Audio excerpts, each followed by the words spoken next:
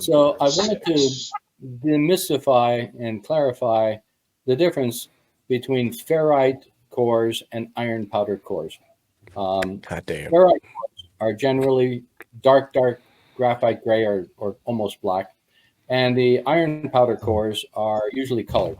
And there's a color code for the different permittivity, permeability, magnetic permeability. And generally, iron powder cores are much lower, will allow you to build things like inductors because they have much lower permeability, magnetic Jim, what are you permeability. doing over there, son? Are you unwrapping a sandwich? I mean, come. Oh, Getting got a his straight toe out or roast. something. Are you done talking? Ape? Yep. Not you, Rudy. Knucklehead. So over here's a trick.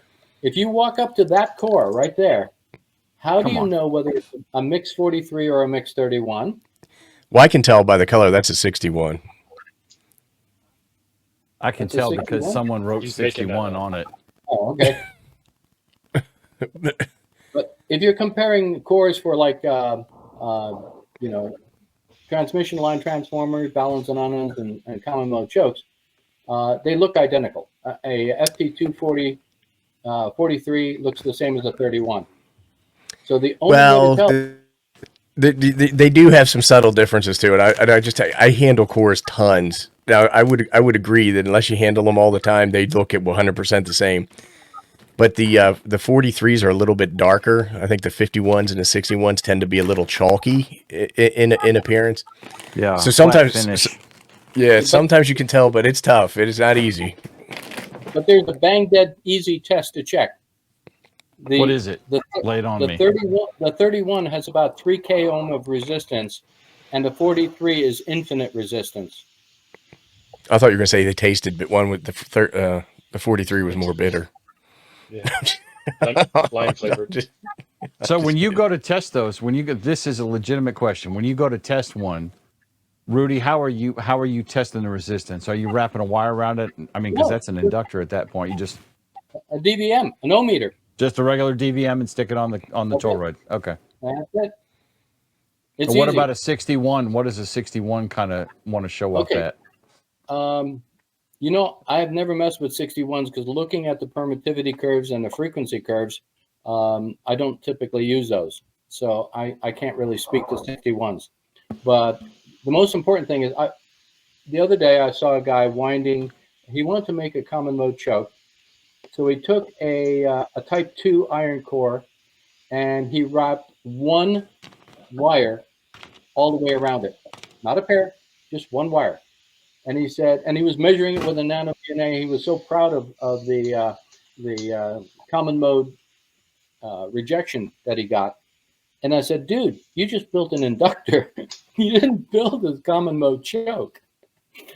So a lot of people, I mean, iron core, powder core is typically for inductors. Okay, it's what they use in almost all the radios and all of the tuners and such like that. Whereas a ferrite is usually for some kind of a high frequency transformer where you're actually transforming impedance. I'm paying attention. I'm looking for my my multimeter, which I'm shocked that it's not sitting right out because I always have them sitting around. I thought you were tasting your Toroids off camera to let us know. Yes. Well, I do have a couple Toroids right here, and so I was going to do the multimeter. I was going to do the multimeter trick, but you got to give me 1 second to grab one. You mean you can't find how many multimeters do you have? Like 50. At least. Well, I've got a bunch of them sitting here, but they don't have probes. But I just did that battery video, and this one's got a dead battery in it.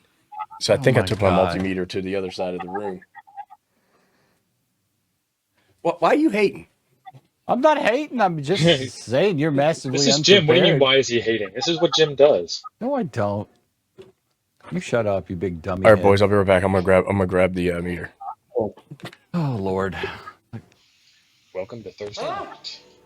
Christ almighty, it's like I'm sitting here playing cards with my brother's kids or something. You nerve-wracking sons of bitches. What was that? That was Jim. We have fun on Thursday nights. That was the battle cry of Coffee and Ham radios.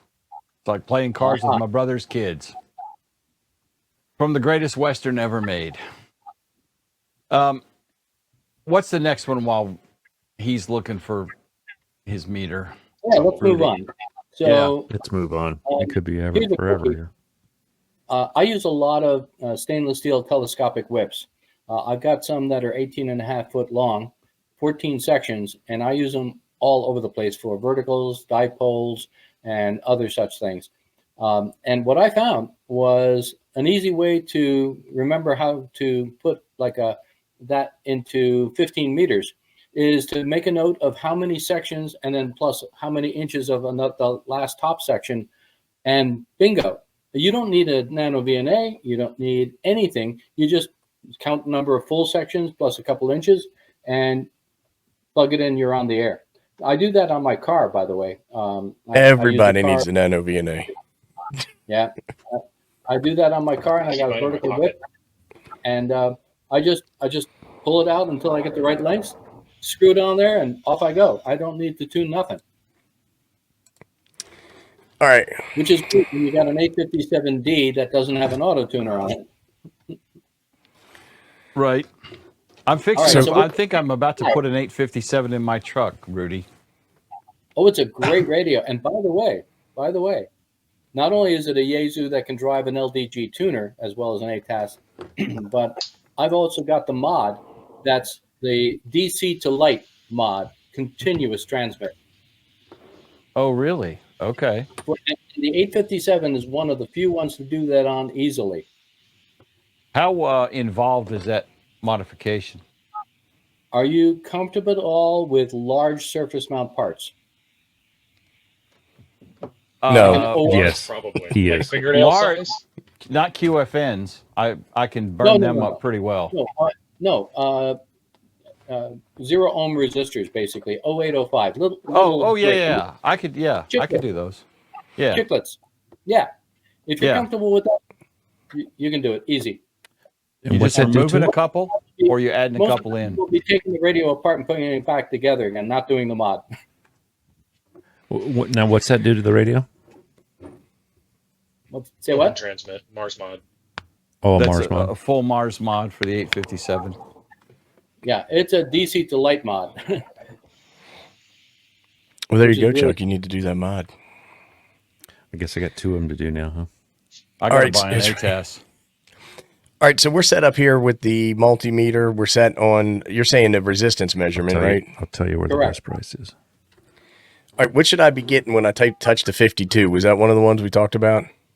Usually I work with 43s and 31s.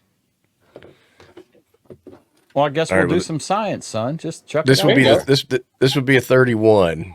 And one on the left is a 31 for sure. All right, so I hit this. There you go. Right around 3K ohm. All right, Yep. and Close the enough for government 43. work.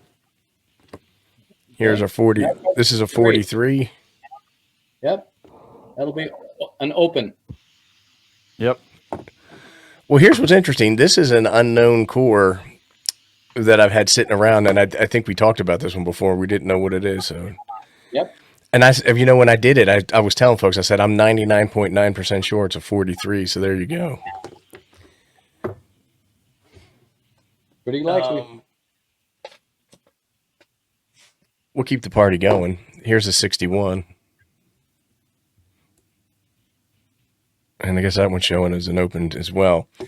But I know this isn't a 61 because when I bought them, I wasn't using 61s. But what I've always seen is folks will take these and you can do 10 wraps of wire around this and then feed it through the nano VNA, obviously, right? And then get a characteristic sweep, of a certain frequency range, and then you can look at resistance or you can look at loss that way.